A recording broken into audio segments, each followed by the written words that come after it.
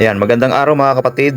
So last time, bumili tayo ng carburetor para dito sa Suzuki GD110 dahil palyado na yung kanyang dating carburetor. So ito siya ngayon.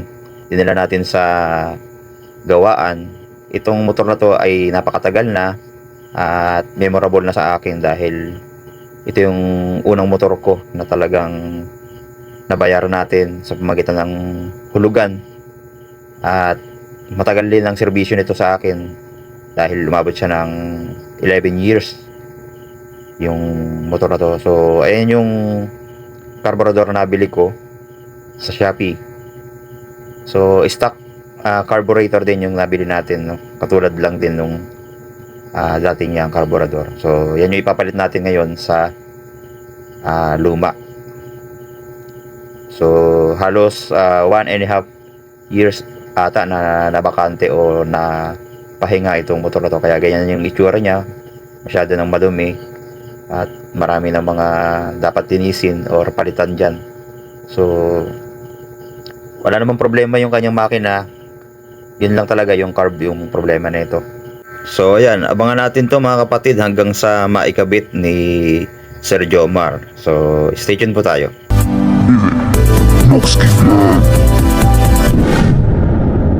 So ayan, sa part na yan mga kapatid ay na-stack up yung kanyang choke.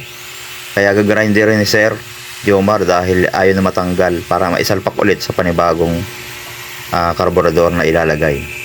Ayaw na kasi mahugot dahil tumigas na sa loob, natuyo na yung langis at kinalawang na rin. Kaya yun, tumigas talaga, hindi na siya matanggal sa loob.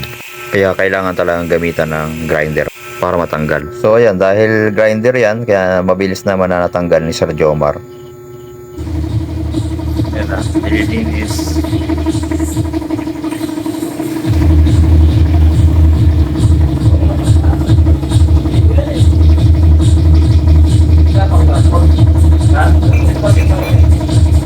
Yan yung dating car.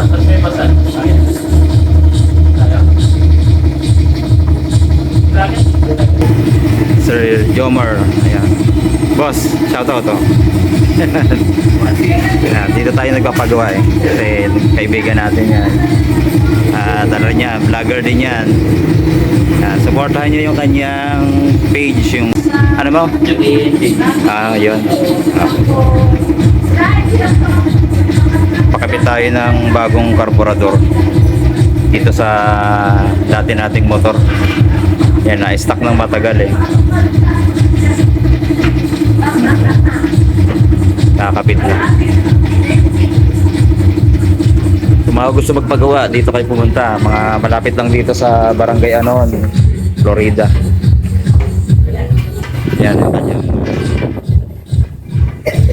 daily gastos. John Works. Yan, dito lang yan sa Purokwan. Tabing daan lang din. Ayan na, magagamit na natin yung ating Suzuki. Ayan, kinakabit na. Bago na yan.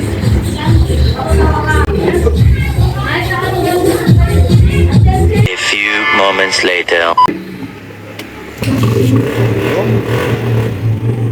So ayun, sa wakas umandar na ulit yung ating Suzuki GD110. Tuwang-tuwa ako niyan dahil ayan, magagamit na naman natin after a year na natenga siya.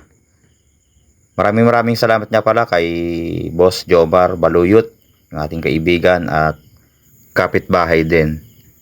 So ang plano ko dyan sa ating Suzuki ay lalagyan natin ng sidecar. Total, dati naman yung may sidecar.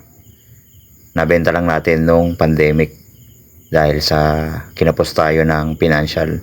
So ngayon, unti-unti tayong babangon ulit at bubuuin natin para meron naman tayong pang service. So ayun, maraming salamat sa panonood and God bless. Stay safe always.